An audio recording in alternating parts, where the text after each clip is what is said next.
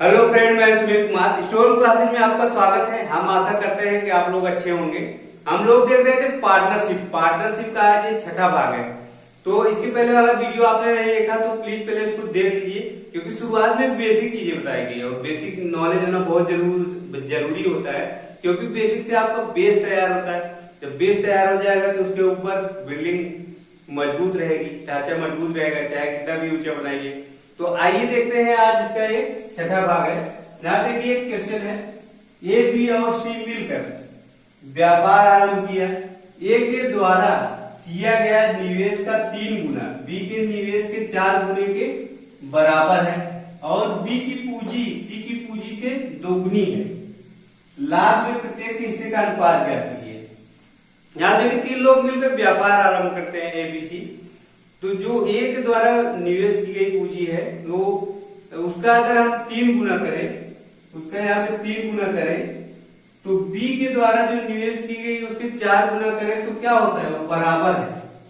ए के द्वारा निवेश की गई पूंजी अगर उसका हम 3 गुना करें और बी के द्वारा निवेश की गई पूंजी का अगर हम 4 गुना करें तो क्या होता है, वो आपस में बराबर है। मतलब यहाँ पे हम इसका कहने का मतलब है 3a बराबर 4a मतलब 4b। मतलब जितना ए ने निवेश किया अगर उसका 3 गुना करेंगे हम और बी ने जितना निवेश किया उसका 4 गुना करेंगे तो ये आपस में बराबर है। और यहाँ देखिए बी की पूंजी सी की पूंजी से दोगुनी है। इसका मतलब है अगर हम 2b करें, नहीं, b बराबर 2c। यहां देखिए कह रहा है कि बी की पूंजी सी की पूंजी से 2 गुनी है। अगर सी की पूंजी के हम 2 गुना करेंगे तो बी के बराबर होगा। यहाँ देखिए अब पूछ रहा है कि प्रत्येक लाभ का अनुपात बताइए। लाभ का अनुपात पूछ रहा है यहाँ पे। अगर हम इसको अब लिखें यहाँ पे a/b, देखिए 3 इधर जाएगा भाग हो जाएगा और b इधर आएगा, यहाँ पूरा इधर भाग हो जाएगा। और यहाँ उसी प्रकार यहाँ भी करते हैं, b/c करते हैं, b बटा इधर लाइए इसको c, यहाँ हो जाएगा 2 बटा अगर 1 कर देंगे तो आपको कोई परेशानी नहीं होनी चाहिए। अब देखिए यहाँ पे अनुपात पूछ रहा है, लाभ का अनुपात पूछ रहा है।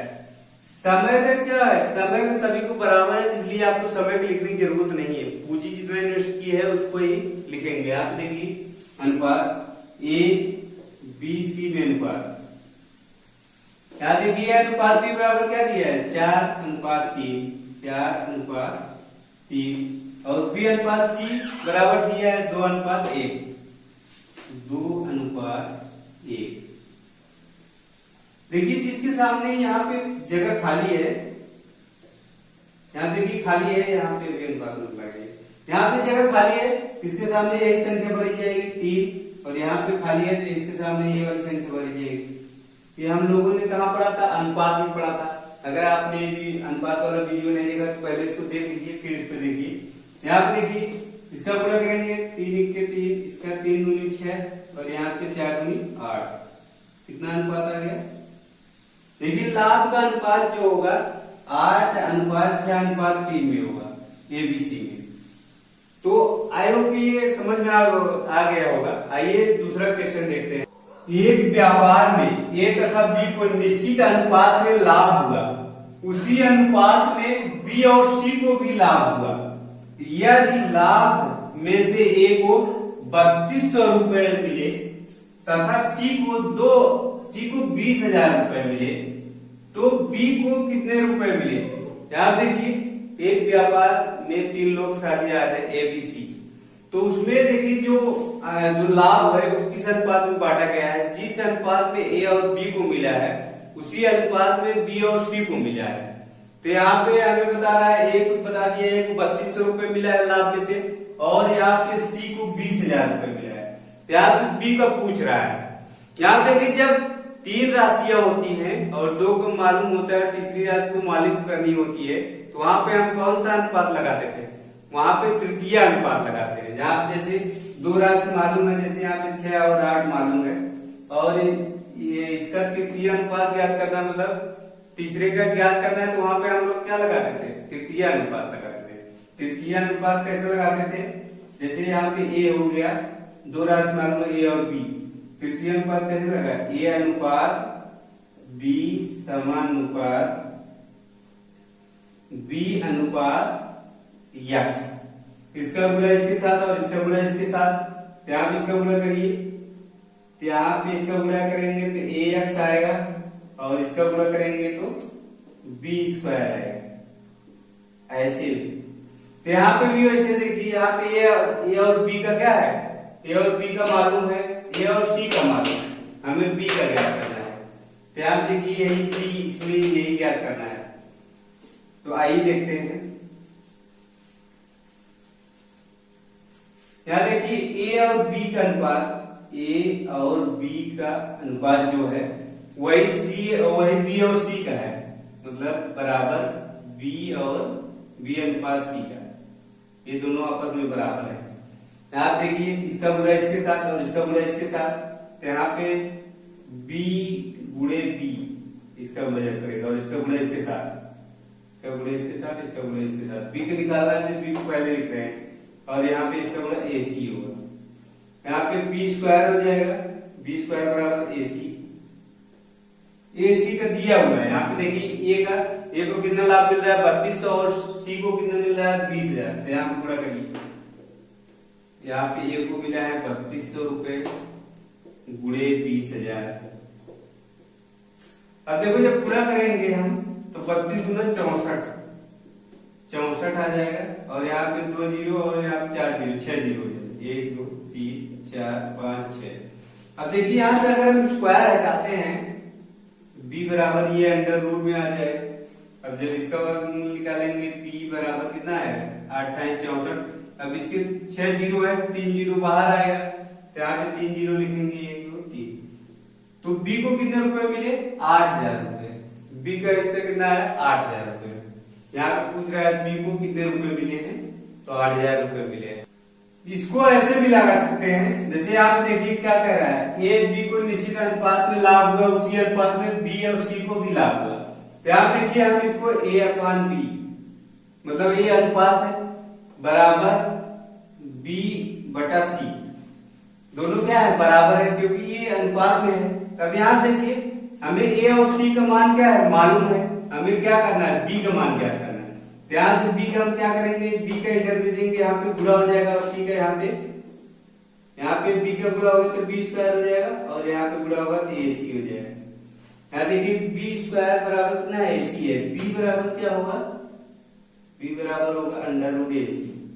अब देखिए ए का मान मालूम है, ए कितना दिया है 3200 रुपए मिला है, 3200 रुपए, और गुणे बी को सी को कितना मिला है, सी को मिला है 20,000 रुपए।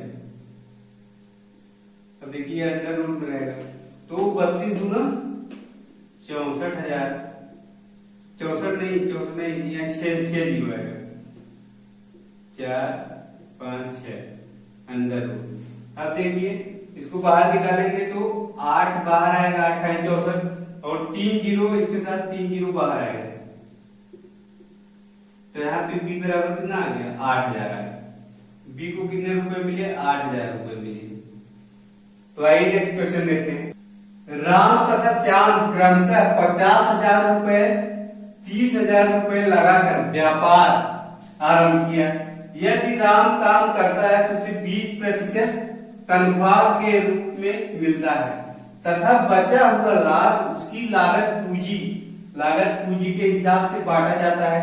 ऐसा करने पर राम को श्याम से 44,000 रुपए अधिक मिले, तो कुल लाभ ज्ञात करो। यहाँ पे देखिए व्यापार, राम और श्याम मिलकर व्यापार स्टार्ट करते हैं, लेकिन जो श्याम है वो कहता है कि मैं पैसा तो लगाऊंगा लेकिन काम नहीं करूंगा।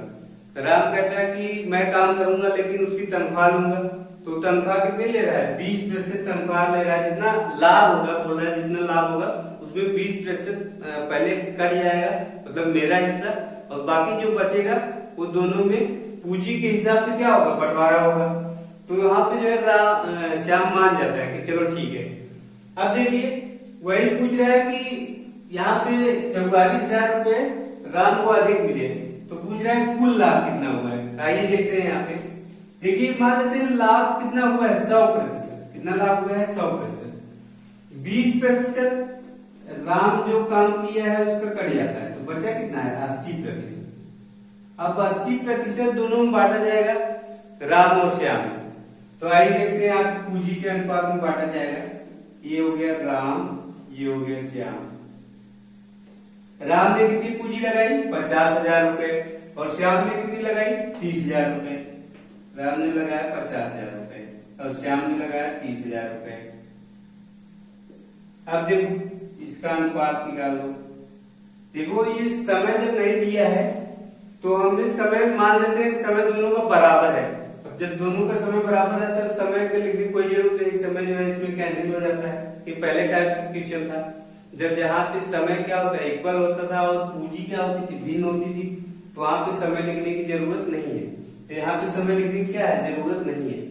तो यहाँ पे देखो ये कैंसिल हो गया, 4 जीरो कैंसिल हो गया, 5:3। अब देखिए जो लाभ बचा हुआ है मतलब 80%, तो वो जो है 5:3 के अनुपात में बांटा जाएगा राम और श्याम में। अब देखिए यहाँ पे बांटिए, इसको हम x ले लेते हैं यहाँ पे 5x + 3x। टोटल लाभ ये टोटल लाभ हो गया। टोटल लाभ कितना हो गया 8x। टोटल लाभ 8x हो गया। अब यहाँ पे टोटल लाभ कितना है 80 होगा क्योंकि वो 20% यहाँ पे निकाल देंगे, 20% की बात नहीं होगी तो राम का जो है हो गया। अब यहाँ जो बचा 80% ये दोनों में बांटा जाएगा तो 8x बराबर कितना 80%। अब यहाँ से 8 कैंसिल हो गया, x बराबर क्या आ गया 10%। अब देखिए x बराबर 10% आ गया, राम का कितना मिलेगा 10। यहाँ पे x बराबर 10 आया तो यहाँ पे 50, 10 बचे 50%। और श्याम को कितना मिलेगा 10 दिया है 30%। यहाँ x का मान रख रहे हैं यहाँ पे दोनों के।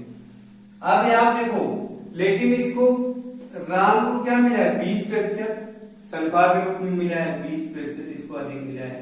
अब देखो कितना हो गया इसका हो गया 70% और इसका हो गया 30%। अब देखो 70% इसका हो गया। अब दोनों का अंतर कितना आया है यहाँ पे देखो, एक को मिला है 70% राम को माइनस 30% किसको मिला है श्याम को। कितना आएगा 40%। यहाँ देखो राम को जो है 40% लाभ अधिक मिला है, 40% लाभ अधिक मिला है। ये प्रतिशत यहाँ पे देखो क्या दिया है मतलब 44,000 उसको अधिक मिला है। तो यहाँ पे यही 40% बराबर क्या है, यही तो लाभ है 44,000।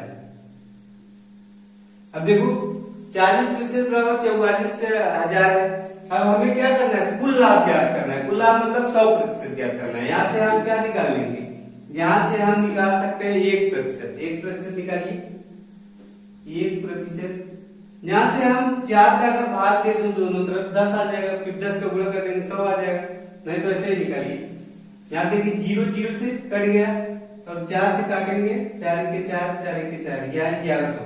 1% बराबर कितना आ गया 1100। जब 1% बराबर 1100 आ गया, 100% हमें ज्ञात करना है। 100 को गुणा कर दीजिए दोनों तरफ, 100 का दोनों तरफ गुणा कर देंगे तो यहाँ देखिए 1100, 2 जीरो और बढ़ जाएगा, मतलब 1,10,000। टोटल लाभ कितना हुआ था 1,10,000। तो दोस्तों ये वीडियो आपको कैसा लगा हमें कमेंट करके जरूर बताइए। ये आज इसका अंतिम भाग था, ये खत्म हो गया, पार्टनरशिप खत्म हो गया। अगर किसी टाइप का क्वेश्चन अगर छूट गया हो तो आप हमें कमेंट कर सकते हैं, हम उसको बताएंगे।